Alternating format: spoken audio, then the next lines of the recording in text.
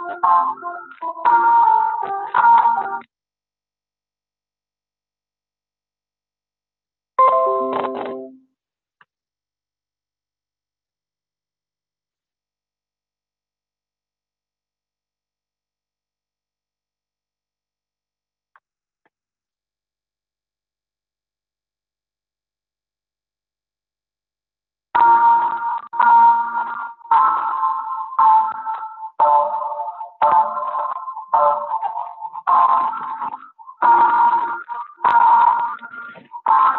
what is wrong with this thing?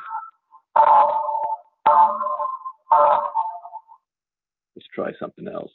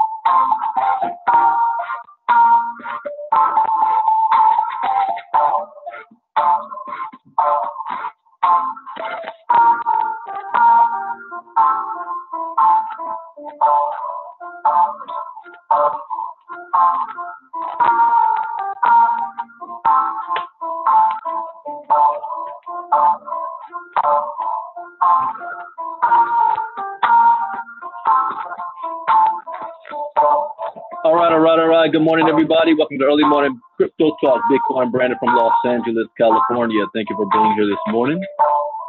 I'm starting early today because I got a busy day today. It's also March Madness as well, so I don't want to hold everybody up. And we got a couple of articles to talk about. I did not do a crypto talk yesterday. I had some technical difficulty with the internet. Sometimes it has a mind of its own. But go ahead and type in the chat box where you're listening in from. Make sure you hit the thumbs up button on the YouTube video. So you have Rohan Johnson from the ATL. Albert Puyallup, Washington. Shane Robinson, Richmond, California. To me, Bethany Gibbs from Seattle. That's right, Albert. KBC is up, what, 45% this week or something? All right, this computer is really messing me up there. I'm going to have to reboot that computer.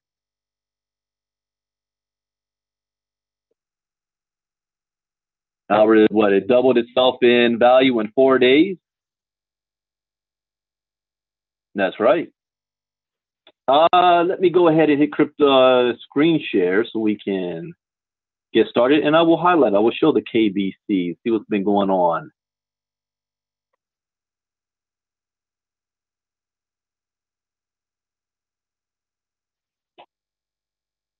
All right, let's see what's going on in the market.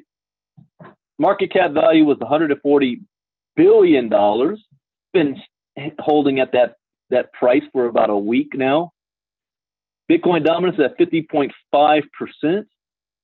Looks like the last 24 hours, the entire market's been relatively flat, except Binance Coin is up 13% on the top coins. Let's see, best performers the last 24 hours, Polymath, Raven Coin, Binance Coin, Basic Attention, Stratus, Cardano. Worst performers, Tezos, ABBC Coin, Engine Coin, Byton. I'm going to look up KBC.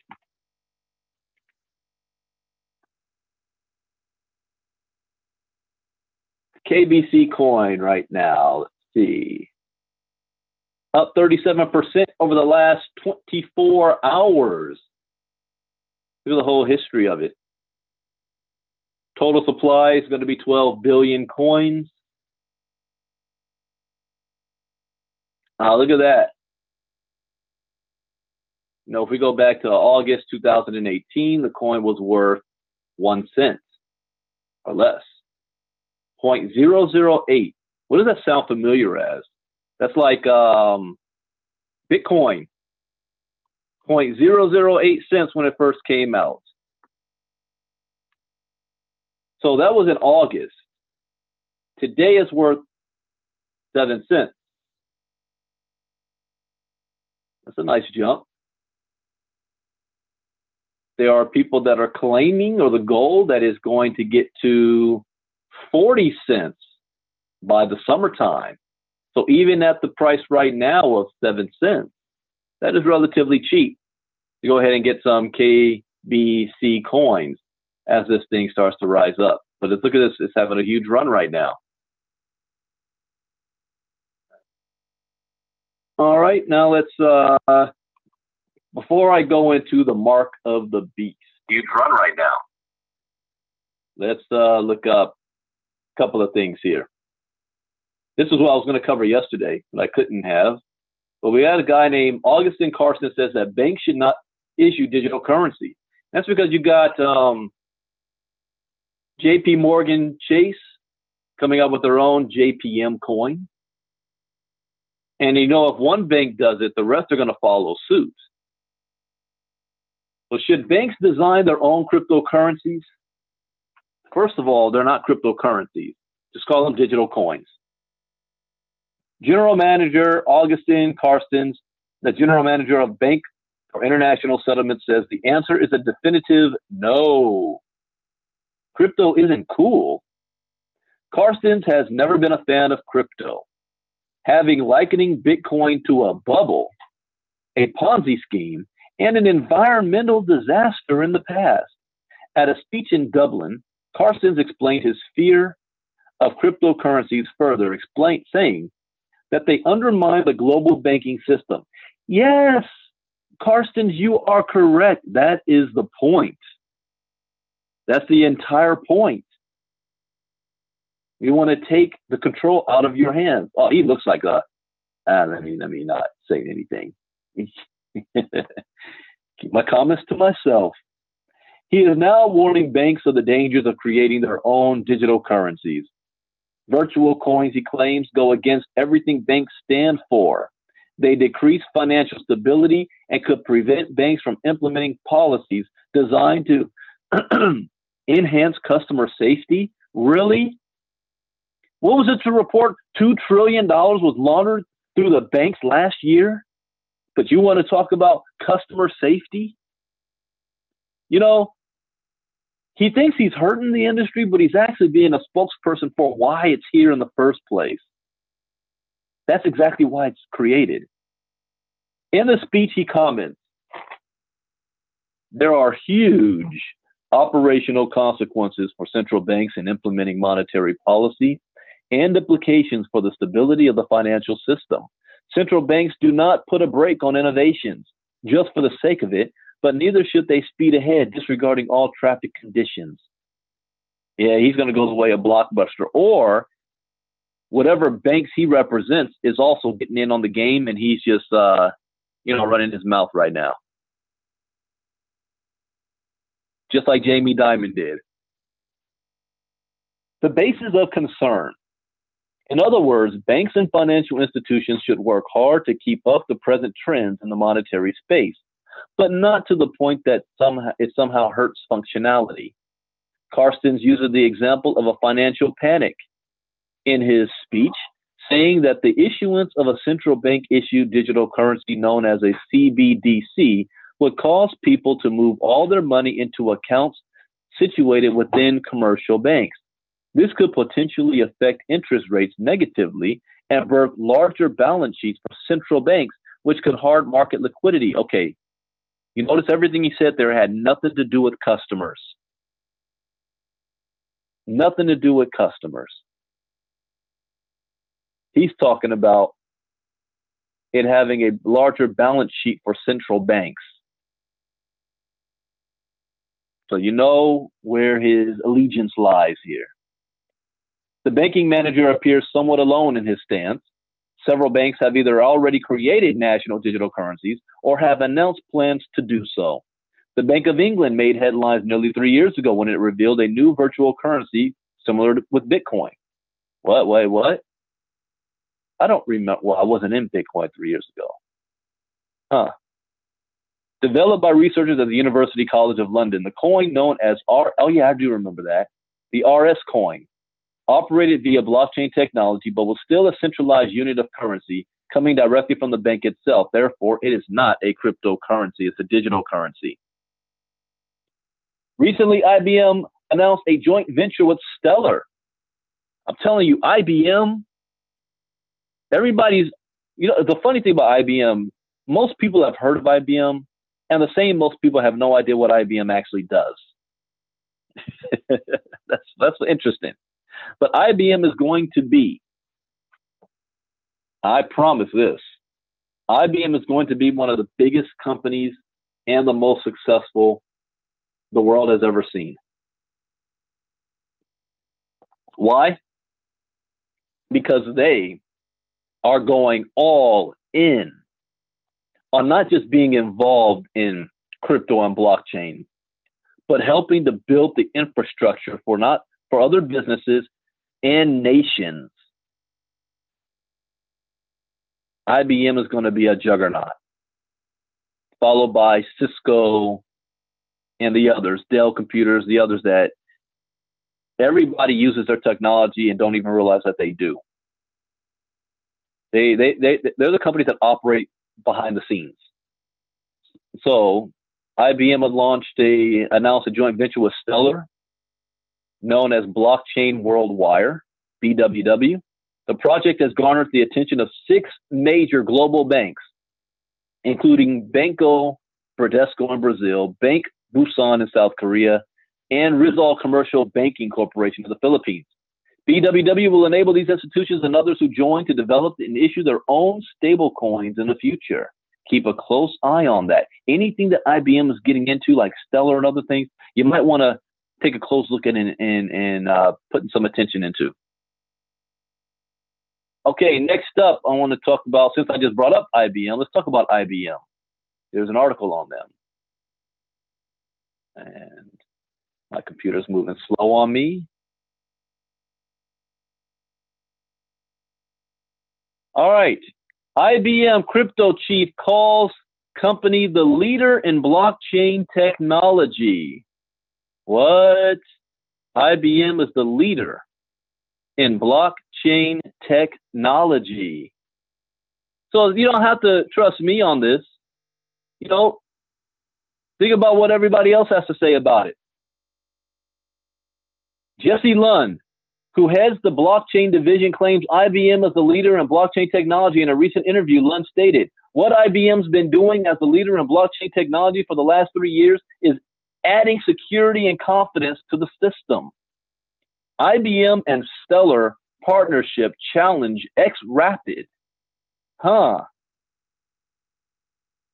Lund talks about IBM's cross-border payment solution, which in part uses Stellar Lumens for settlement, and how one of the oldest technology companies in the world plans to revolutionize the remittance market.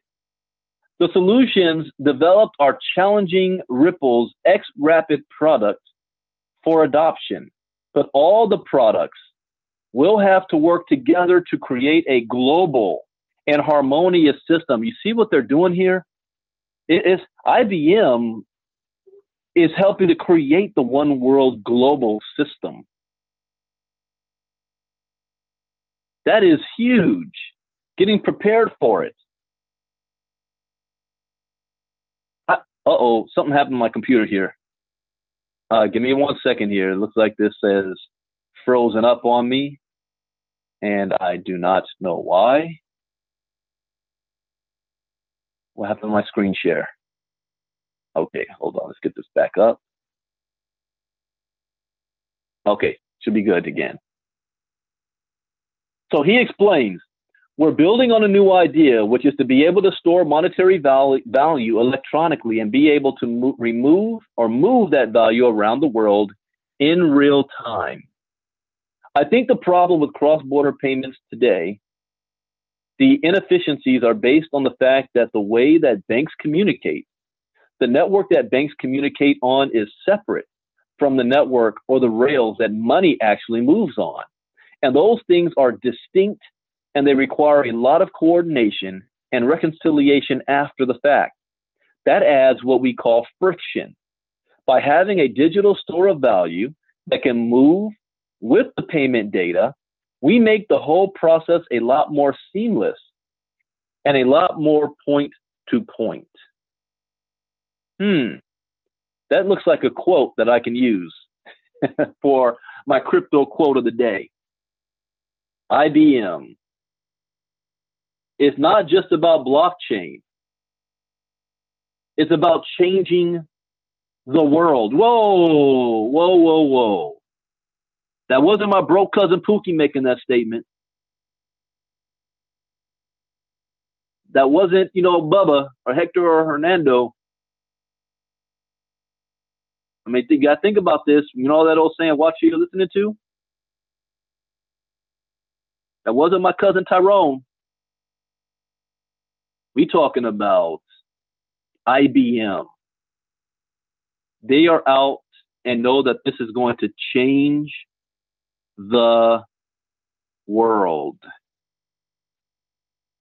Lund also discussed what happens to SWIFT and other bank networks used to make international payments, he says. SWIFT is a messaging platform.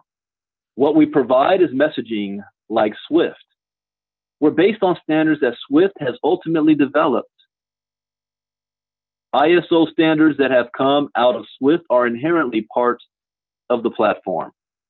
We're trying to help banks optimize the way that they service their customers.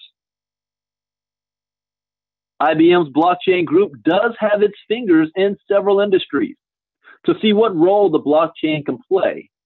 Everything from supply chain tracking to money movement. Since the company sold off its hardware business some years ago, it has shifted focus to intellectual property. All right, that point right there. When people don't understand what IBM does, I'm going to read that one more time.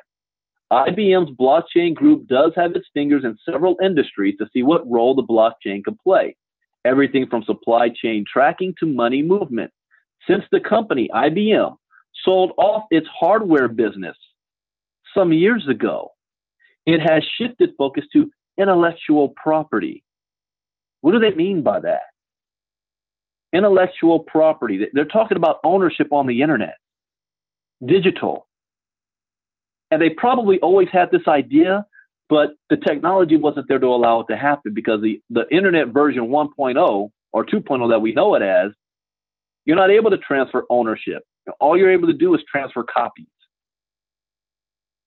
That's why file sharing and BitTorrents and also, music and movies, all the copyright infringement things is such a big deal.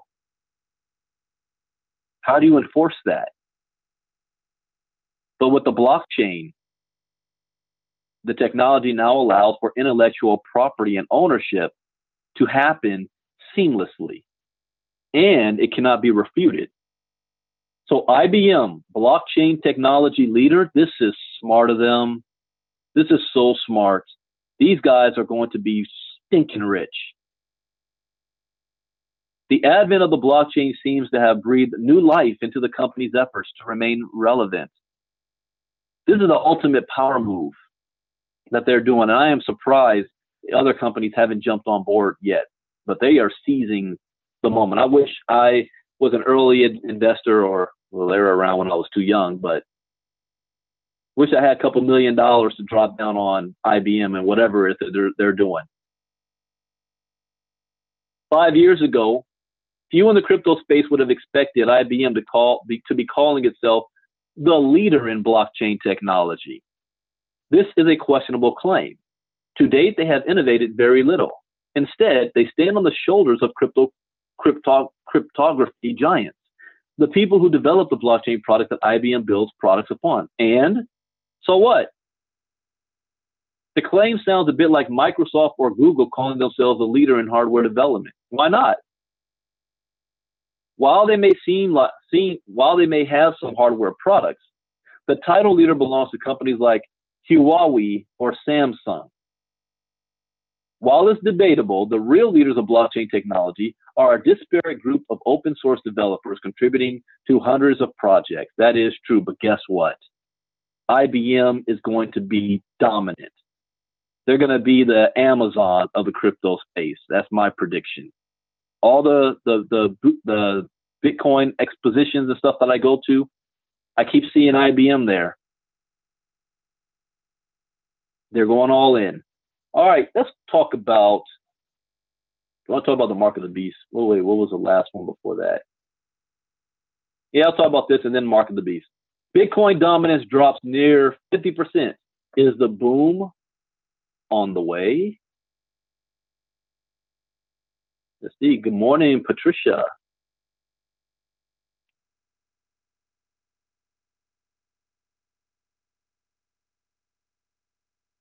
There's a buzz in the crypto sphere today.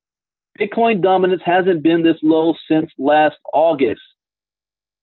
Google Trends show that interest in Bitcoin hasn't been this low since last April. Are we in the quiet before the storm, or status quo? It's the quiet before the storm. Dominance is hovering just above 50%, a result of alt season. Money rapidly flowing into the altcoins and a relatively stagnant Bitcoin price conspire to lower the actual position of Bitcoin, but not by much. Bitcoin's market capitalization can still fit hundreds of other cryptos within it. This isn't 2015 or 2017. The market is far more crowded. Some in the space have noted that a lower dominance preceded a major bull run in the past. Okay, on my experience, I don't look at the Bitcoin percentage in the market as an indicator of will there be a bull run. I look at it more as, are we in a bull run? You guys understand the difference? Here's what I mean. Let's say all of a sudden $50 billion comes into the space in a matter of hours. It's happened before. It can happen again. So let's say like tomorrow morning we wake up and this market cap is at 200 billion. It gains 60 billion overnight. Bitcoin goes from 4,000 to about $4,700 a coin, reaching into that $5,000 mark. Do you know? People are going to be screaming, "Oh, the bear season is gone. The bulls are here." But if the Bitcoin dominance is still over 51, 52%, 50%, then I'm not ready to claim that a bull market. When you look at the other bull markets, Bitcoin's dominance was below 50%. I think, and don't quote me on this, I'm going off of memory. When Bitcoin reached almost $20,000 a coin and the entire coin market cap was at 900 billion, at that time, I think Bitcoin dominance was at 38% of the entire market cap. So when I see it like that, then I'll say, yeah, you know what? We're in a bull run right now. That's just my own opinion, but let's see what this guy has to say. Some in the space have noted that a lower dominance preceded a major bull run in the past. Others have noted that the rise and fall of Bitcoin very nearly charts with the first major bull run, in which Bitcoin soared to $1,000 and then dumped below 100. One thing left out of that analysis is the petulant effect of Mt. Gox. It's reasonable to blame the first major crash on the failure of Mt. Gox. Being the major Bitcoin exchange, its collapse scared investors. Subtract that, and it's unclear whether the crash would have happened at all. Well, maybe. I mean, it stayed low for another 2 years after Mt. Gox. People got scared. Took them 2 years to come back into the space. In the last bull run, however, we don't have things like that. There's no single catalyst that can be blamed for the sell-off. Yes, there is. Again, ladies and gentlemen, this is where education is important. I'm going to test you guys real quick. We're going to pull up Bitcoin, and I want to show you the chart. This is why education is so important. So when you read something, just because somebody printed it doesn't mean it's true. I want you to look at this. This is the height of Bitcoin. December 18th is what's shown here, but it's actually the 17th. But December 18th, oh, come on, let me get back there. December 20th. December 18th, 2017. Bitcoin's price, $19,000 a coin. And then it dropped off big time and never came back. So here's my question to those of you who are educated. According to this guy, let me read what he says one time. He says, in the last bull run, there's no single catalyst that can be blamed for the sell-off. He says, interest began to wane, double-digit percentage drops pushed new investors to dump. There is no data to suggest that such investors will come back. Okay, that's what he says, and I completely disagree. Now I'm going to ask you guys, type in the chat box and tell me if you know what single catalyst happened at this time, on this date, that could have been a major reason why there's a drop. I want to see if anybody knows the answer to that question, because it is not a coincidence. And I'll give it a second. I know I'm on lag delay. Anybody know the answer to that? If you want to be a professional in this space, these are things you got to know. For example, here, this is the one he's talking about when Bitcoin went to 1,000. See that? December 2nd, 2013. And then it dropped all the way down to 100 before coming back up again a little bit into 2016 and so on. Nobody's typed that in. You guys should know this. So I will give you the answer. December 17th, 2017, the Chicago Board, CBOE, futures came online. A week later, the CME futures, institutional investors came on, and they shorted Bitcoin, manipulated the market, and dropped it like a rock. That is not a coincidence that it comes on December 17th, and then the very next day, everything drops and hasn't come back since.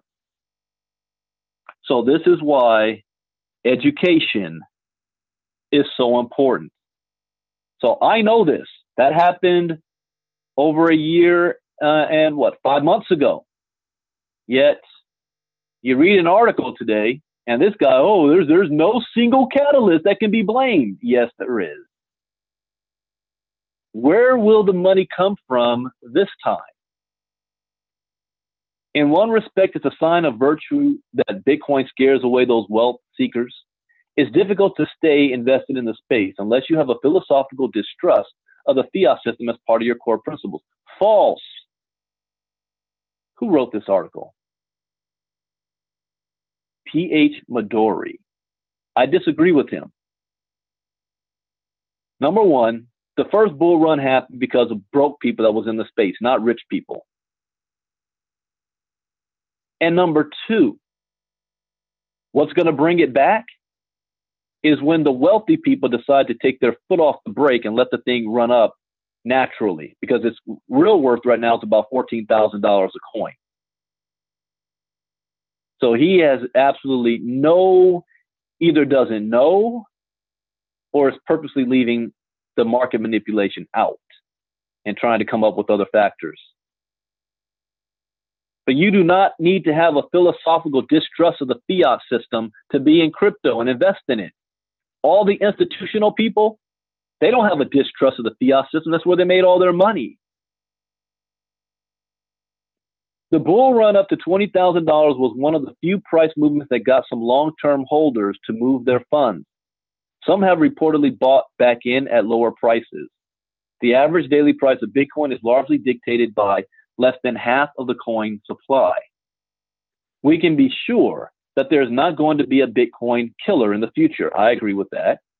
But a slow death for Bitcoin is less than impossible. I disagree with that. There is not going to be a slow death of Bitcoin. Yes, I do believe it's going to go back below $3,000. And then it's going to spring all the way past that.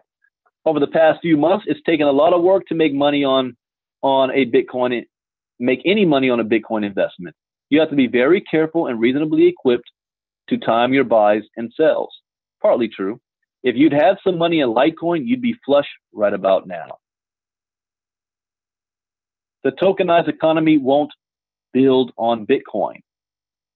At the time, smart contract platforms continually gain value. Real investment products are popping up all over the place. Did you know, for example, that you can buy DAI and earned interest on it with the Compound protocol? You don't even have to lock your Ether up in a CDP, as DAI is currently quite plentiful on regular markets. The actual value of Ethereum, if you count everything that runs on it, is higher than $14 billion. 505 Ethereum tokens have a market cap higher than $1 million. Many of these tokens, like Bitcoin and Ethereum themselves, have been 80 or even 200 to 500% higher than their current valuation. That's true.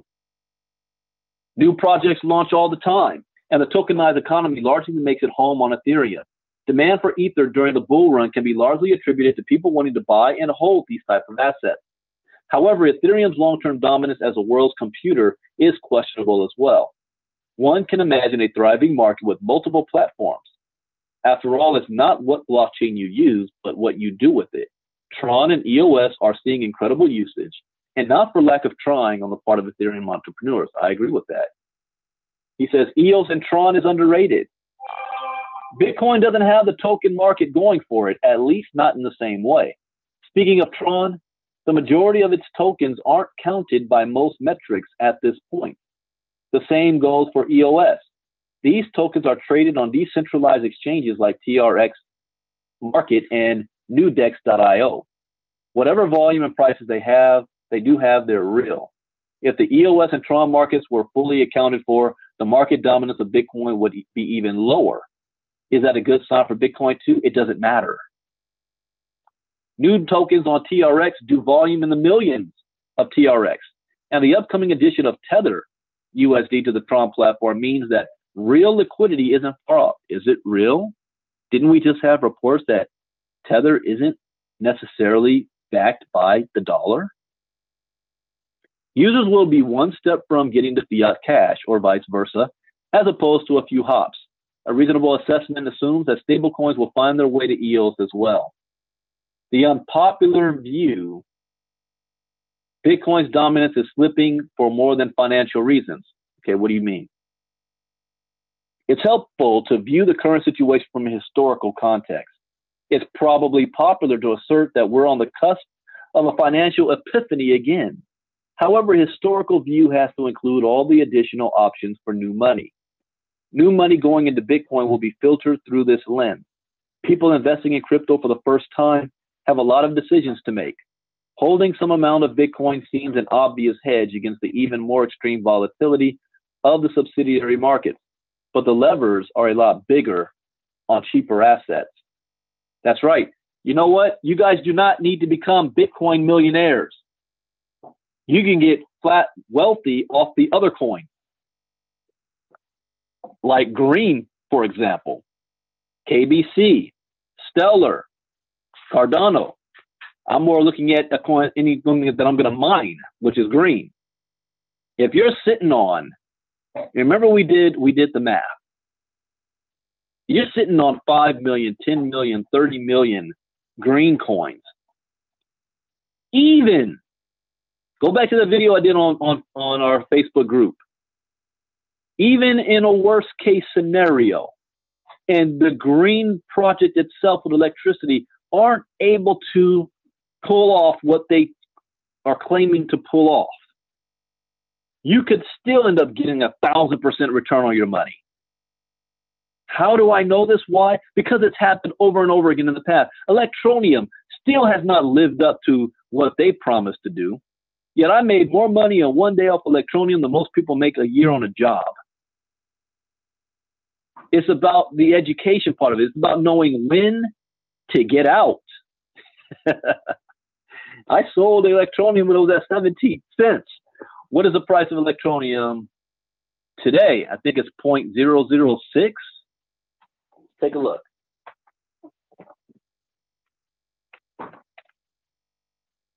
ETN.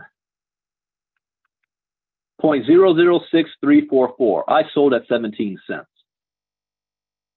Green. Let's say green hits the market at 0.005. All right, yeah, let's do some green mode again. I got to do it. Let's say green follows exactly what happened with Electronium. All right, come on. Let me pop up for me. Calculator. Well, I will. Yeah, here we go.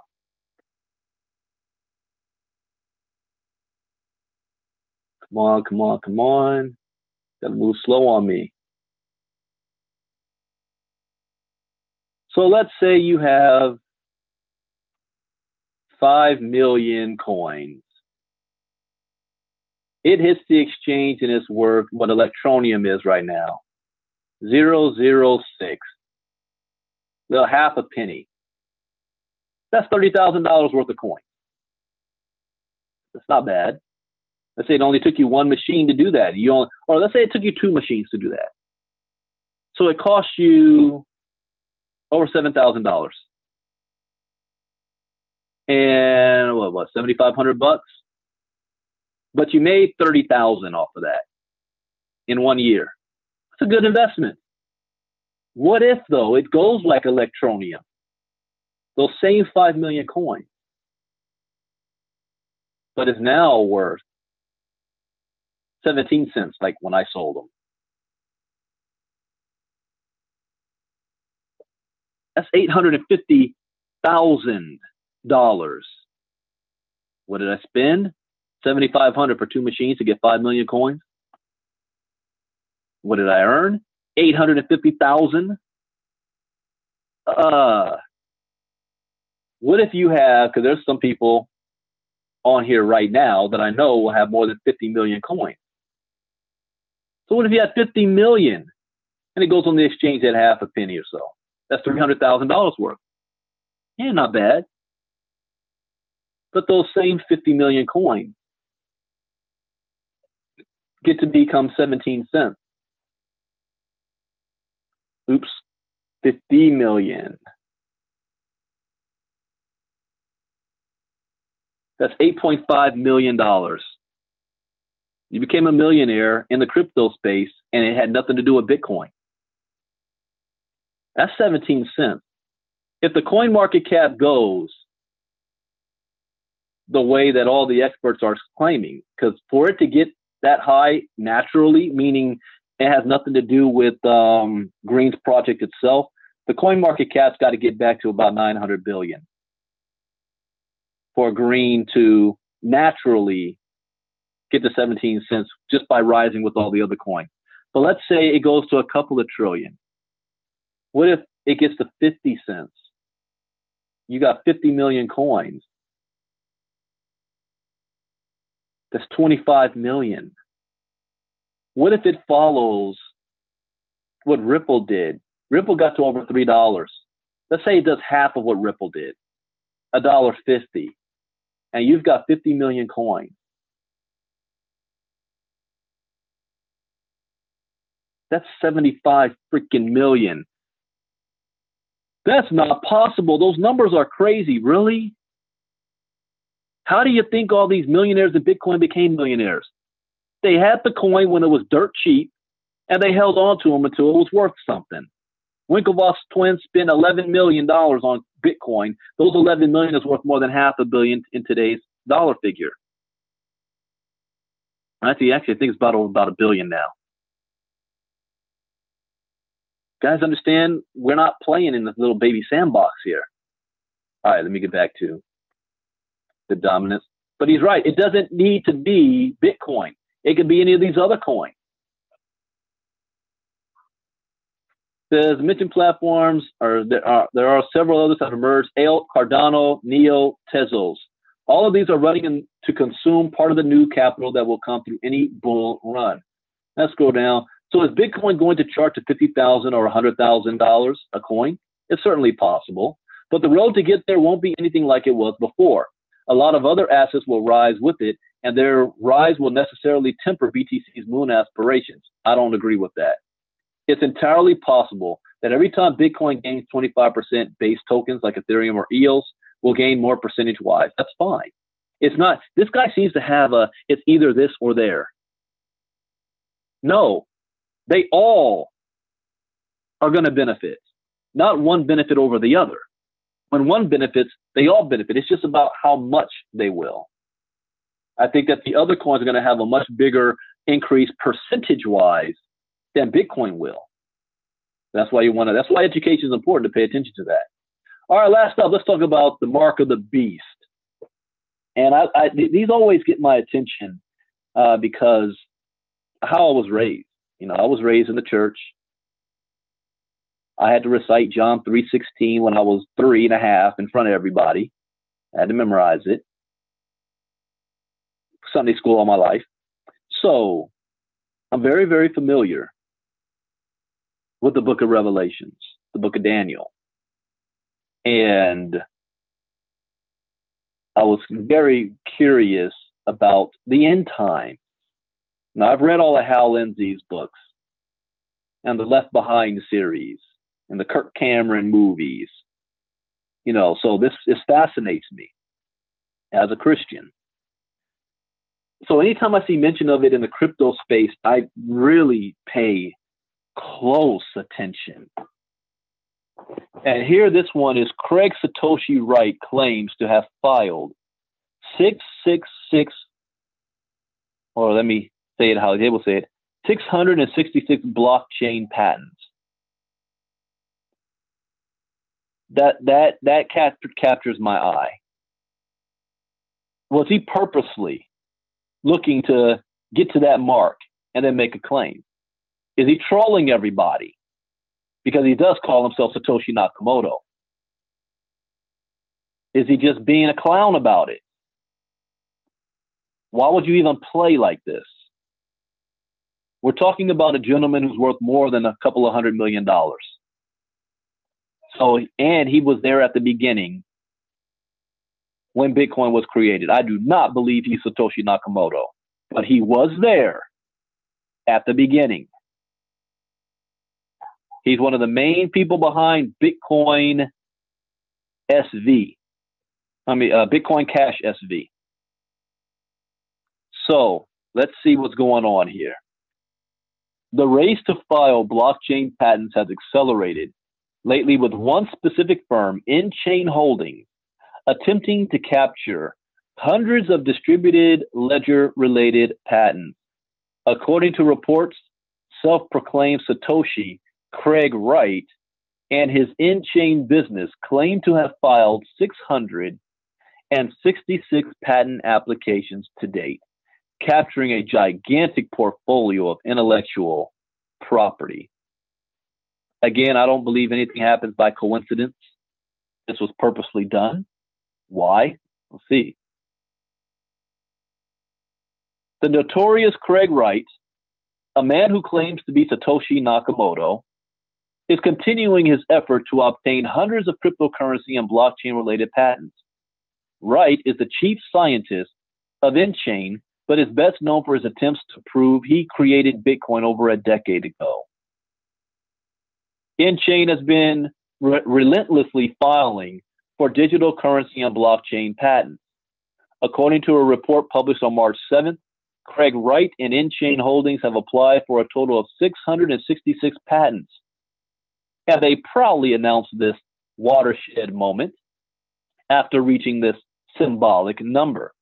In fact, Craig Wright and Enchain have so many patent applications that we have now reached a fiendish milestone. Fiendish, explains Enchain executive Jimmy Nguyen in the recent blog post. He continued, last month, Enchain filed patent application number 666. That's right, the number of the beast Satan himself. Now, as a crypto investor, the mere fact that they want to boldly highlight this as some form of achievement, I don't know if they're either tone deaf because they think it's a funny joke, or there's something more sinister behind, makes me want to never have anything to do with whatever projects they're a part of.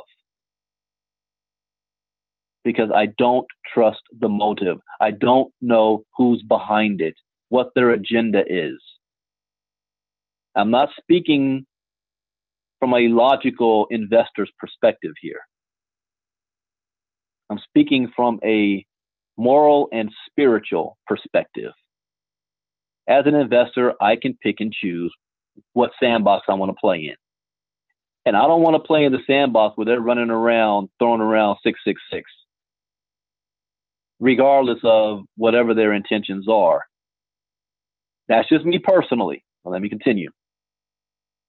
Despite Nguyen's claim, it's hard to confirm the exact number of patents filed in Wright and Enchain's name. The last report concerning Wright and Enchain's patent acquisition was published by the news outlet The Next Web, with data stemming from the World Intellectual Property Organization.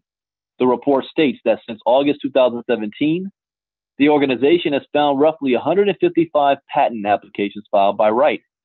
Enchain has filed and been granted numerous patents over the last few years, to the extent that the relatively unknown company seems to have more patents than most financial incumbents. This includes top blockchain patent holders such as Alibaba, Bank of America. Bank of America's got like 77. MasterCard, IBM, and Accenture. Moreover, speed reading this for a second. Moreover, Enchain's blockchain patent filings can be found throughout many patent and trademark offices across the globe in countries like the UK, US, Japan, and China. The intellectual property requests include concepts like a blockchain counting system and a method for use in secure voting, an operating system for blockchain-based Internet of Things devices, and an agent-based Turing complete feedback system built within a blockchain network. Those concepts are just scratching the surface when it comes to patent filings found peppered throughout the U.S. Patent and Trademark Office and the U.K.'s Intellectual Property Office. The large amount of filings begs the question, why does Enchain Holdings and the self-proclaimed Satoshi Nakamoto need so many patents? According to Enchain, intellectual property is being obtained to protect the technology. Okay, let me put this in layman's terms, what this means. Imagine the gold rush. You're in New York, Philadelphia, Boston, and you hear about this land out west where people are getting rich. And during those days, we had massive migration from Europe coming into the East Coast, that they left everything behind with only the clothes on their back, fleeing persecution. They arrived on American shores. They saw Liberty Island. Wait. Was this? No, the Statue of Liberty wasn't there yet? Wait, oh man, I have a brain fart. What year did the Statue of Liberty get erected? Good grief. Anyways, they immediately moved west, all the land out here, to stake their claim. New, like finding new oil fields.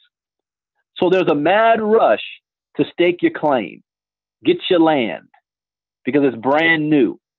That's what's happening right now. Only in the digital space, how do you stake your claim? You got to put patents in. For example, Green. Green has patented what they're doing in the electricity space.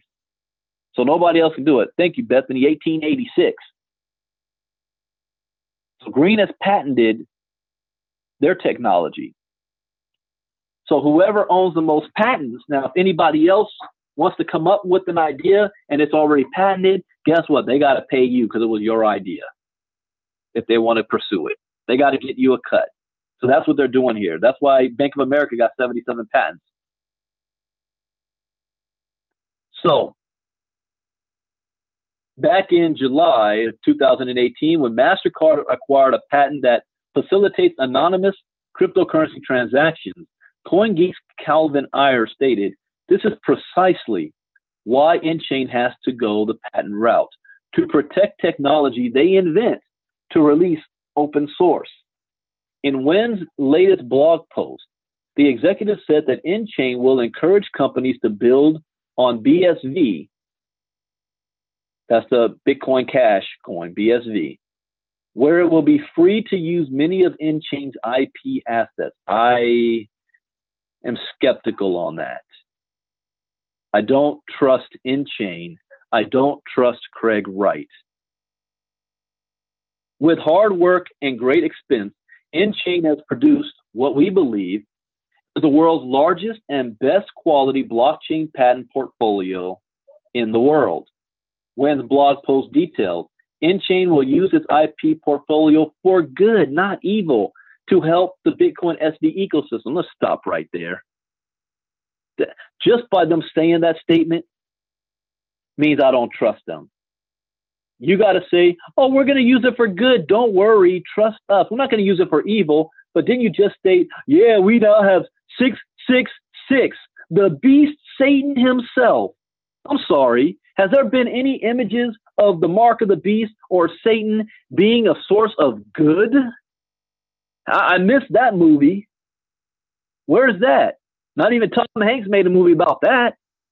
But you're going to turn around and say, oh, but we're not going to use it for evil. Well, what?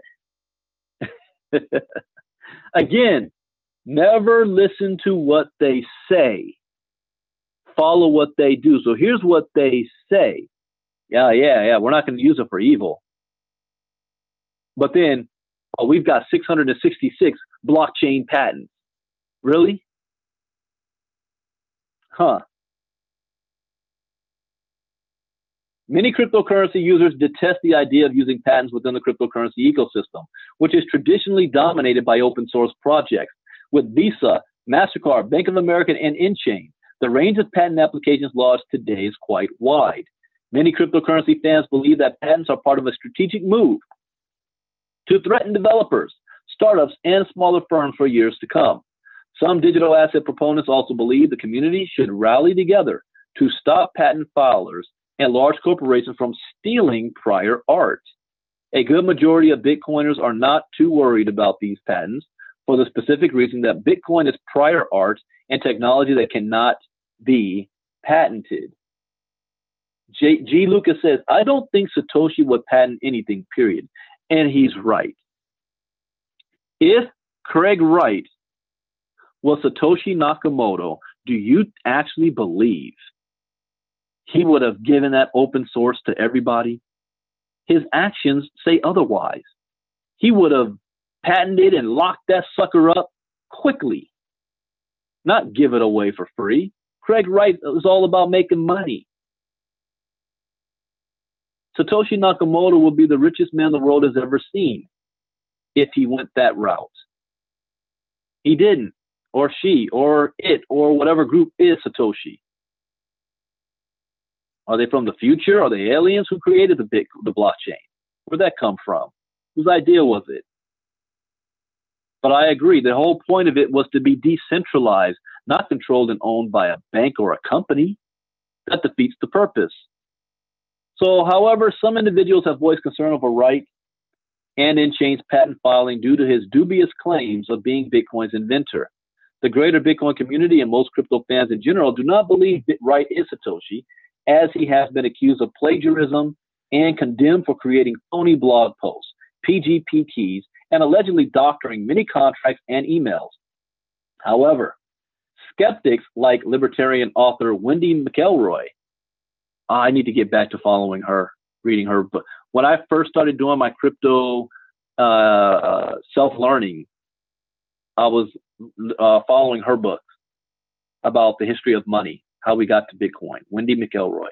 So they believe that ignorance of the audience and not knowing how to game the system may maximize Wright's chance of winning. In other words, Wright knows that most of the people out there are ignorant and uneducated, therefore he can dupe them all.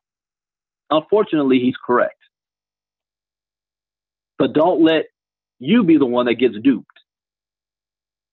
Get yourself educated so that you know what's going on and what to look out for. So personally, I don't want to have nothing to do with Enchain, nothing to do with Craig Wright, nothing to do with Bitcoin Cash SV. I believe that it is, what's the right word I can use on this? It's not that I'm against greed or capitalism. You know, I believe you should have the opportunity to make as much money as you possibly can with no restrictions. I just don't believe in what their motives are, what their ultimate agenda is. And by running around claiming that you're Satoshi Nakamoto and that you now have 666 blockchain patents, the mark of the beast and Satan and stuff, and then you're going to say, but don't worry, we're not going to use it for evil. I don't trust you. You're up to something. And there's a force that's backing you that I don't agree with. I do believe in that stuff. I do believe in the laws of the universe. You don't need to believe in God, Satan, Jesus, heaven, or hell. But there are forces out there, scientifically proven, whatever you want to call it, that you can tap into and use for good and evil.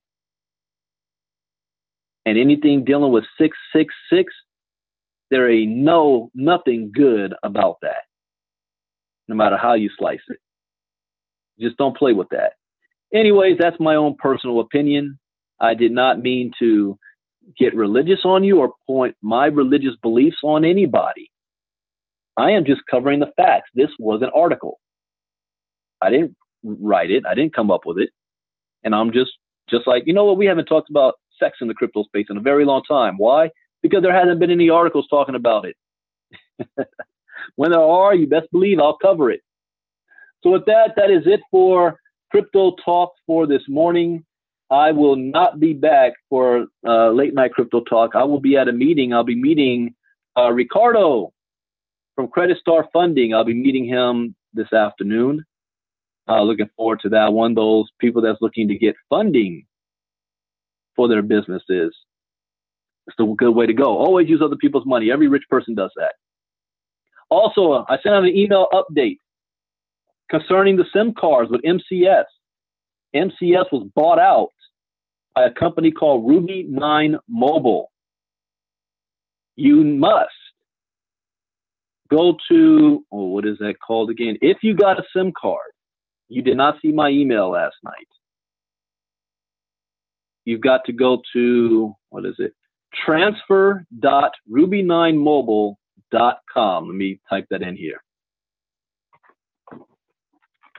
So http transfer.ruby9mobile.com.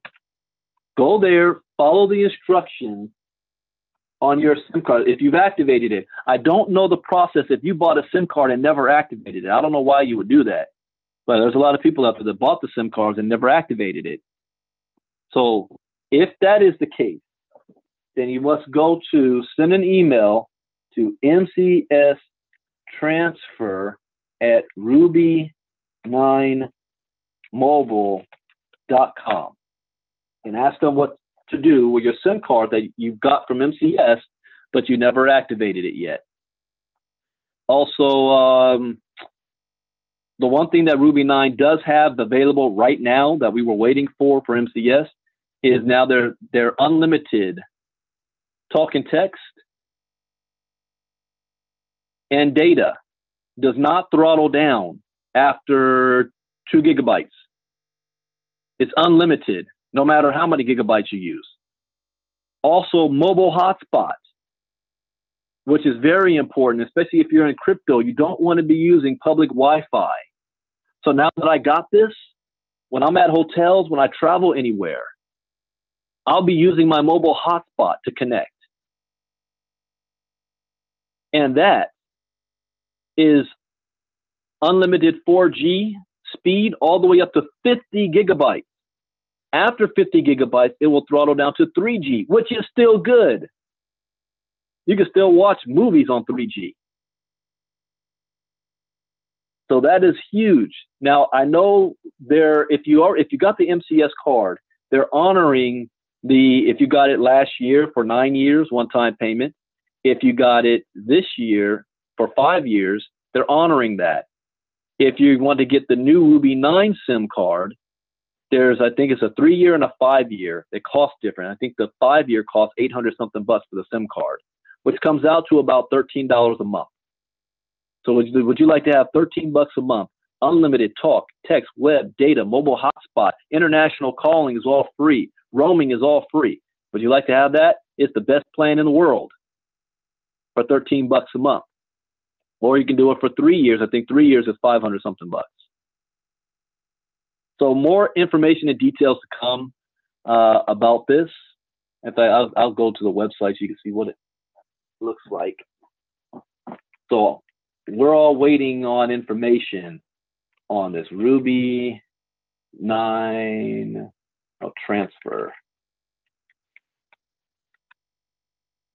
Transfer.ruby9mobile.com. You go here, you make sure you fill out that information. Another thing I heard that they're going to be doing, because a lot of people say, well, I want to be able to sell these SIM cards. You know, I am still committed to trying to get one way or another cell phone SIM card sales inside of KGX.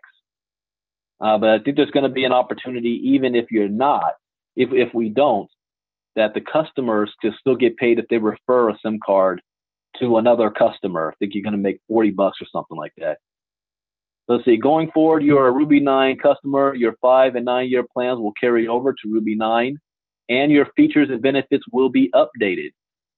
All MCS customers will now receive true unlimited high-speed data, talk, and text, plus so much more. Stay tuned for more information on this unparalleled plan.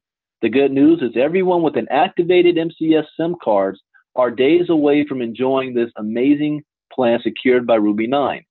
Ruby 9 is committed to making a difference for families across the globe, and it starts with you. MCS Telecom customers with activated SIMs are our highest priority. If you have unactivated SIMs, we will be in touch with details on transferring them. All right, so all you have to do is just click on Get Started, and it's going to ask you to put in your number of your new crypto phone, your telephone number. So in fact, the phone I'm talking to you on right now is my crypto phone, the SIM card. All right, everybody have a great day. I hope you learned something new. As always, that is the point.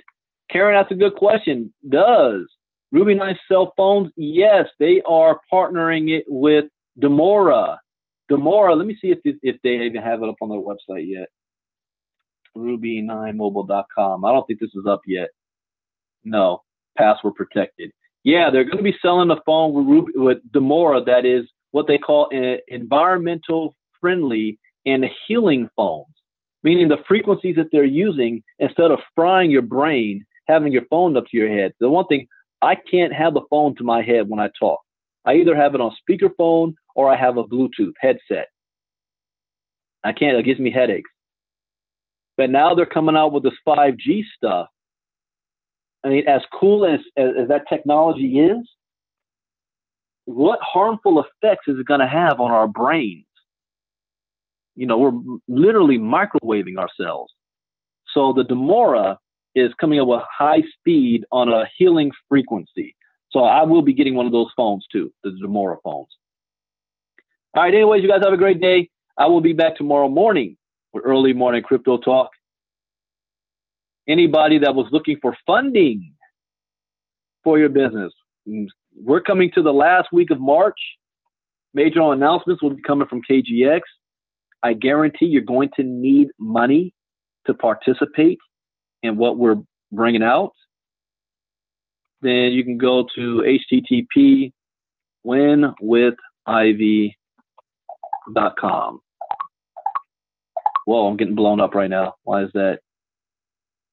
New Bitcoin news. Charles Hoskinson on the future of Cardano. FEMA data breach, 3 million people exposed. What? China's latest cryptocurrency rankings. Bitcoin will surge to 10K in 2019. I don't think so. I'll cover that tomorrow morning. 10K by the end of the year. Okay. Tezos price soars after first blockchain vote. All right. You guys have a great day. Bitcoin Brandon out. Take care. Bye-bye.